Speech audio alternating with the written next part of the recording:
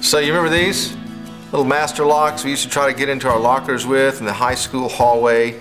Kind of panicked until we could actually get it unlocked in time for class. These locks are very interesting. They're not like the locks a lot of us get today where you have to program in your own code.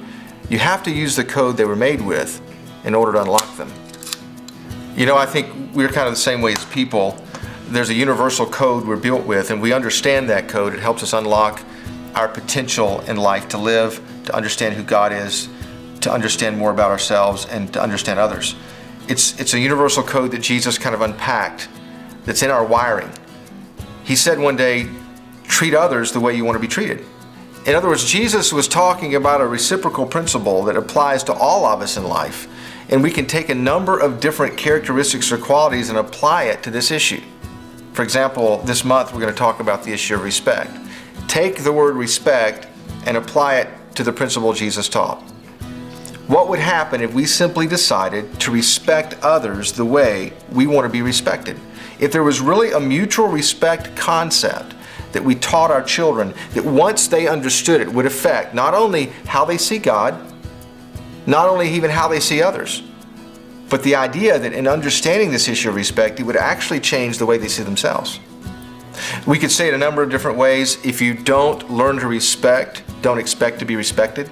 If you don't understand the power of being respectful, you will never become respectable. There's something about respect that not only shows a quality to the person you're treating a certain way, but also that builds character within ourselves and allows us to see ourselves through a different lens and filter. That's the way God made us. That's the code that He built us with. And when we understand that code, it changes everything. We understand that we look at everyone else from two perspectives. Number one, God made them. God created them. And because He created them, because He made them, they're important to Him. And so they should be important to us. And not only that, if we think in terms of the fact that God made them, that implies something else. That in cases where they're in charge or they're in authority, that means that God put them in authority and God put them in charge. What would happen if all of a sudden we began to treat everyone around us with the kind of respect that indicated, number one, that we knew God made them, and number two, that God put them in the position that they're in? Cooperating with the code that God has created us with and showing respect to other people is actually making a choice to give them something, to give them a gift, because God ultimately has called us to treat others a certain way, the way we would want to be treated, respect others a certain way, the way we would want to be respected. It doesn't mean that we agree with everything. It doesn't mean that we always submit in a situation, especially if it goes against God. It simply means that we make a deliberate choice to show other people in every opportunity that we have that God made them, that they're important to God, and that God put them in the position of authority. As a matter of fact, you can look through Scripture and see many times when there were key characters in the Bible who would challenge the authority structure, but they would challenge it in a way that was respectful. So during the course of this month, as a parent or as a leader, we hope that we'll give you an opportunity to show a child what respect looks like, what it sounds like, what it feels like. Most important, how it works in their life. That's why we define respect as showing others they are important by what you say and do. In other words, your vocabulary, the tone of your voice, the words you choose to use indicate respect.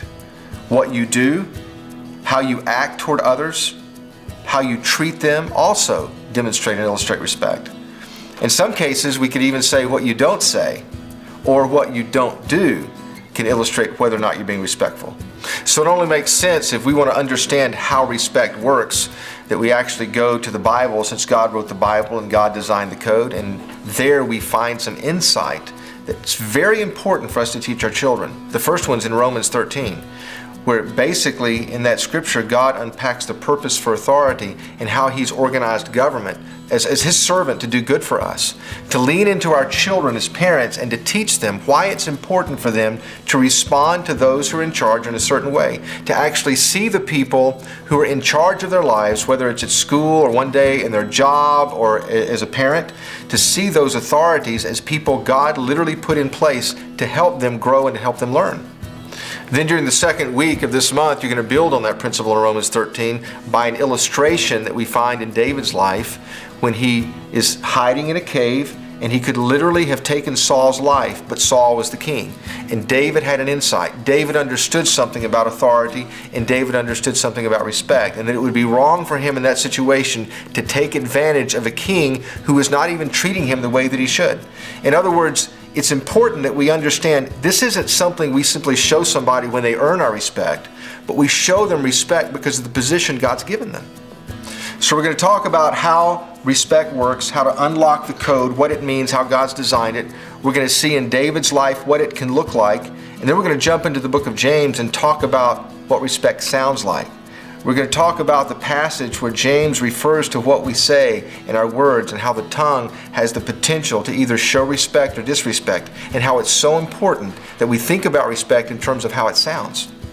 The point is, as Christians, once we really believe there's a God, and that God made the people around us, and that God put certain people in charge to protect us, it changes not only the way we act toward them, not only what we say, but actually the way we feel toward them. We begin to look at them with a different attitude and a different heart perspective. We begin to understand that we should trust them and we should respect them. And it's something that's beyond even our actions. It's something that's internal.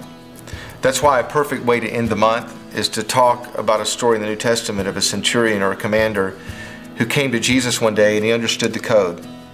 He understood the chain of command, and he literally leaned into Jesus and he said, I know you have authority, and I know all you have to do is speak the word and something miraculous will happen. And because of his faith in Jesus, because of his respect for who Jesus was, something happened that day that illustrated to us again why it's so important for us to trust those that God has put in authority. We hope that every child in your ministry, every child in your home will begin to understand the power of unlocking the code of respect. That ultimately their life will be different if this is something that they apply as a principle in their daily routine. 1 Peter 2:17 says, show proper respect to everyone.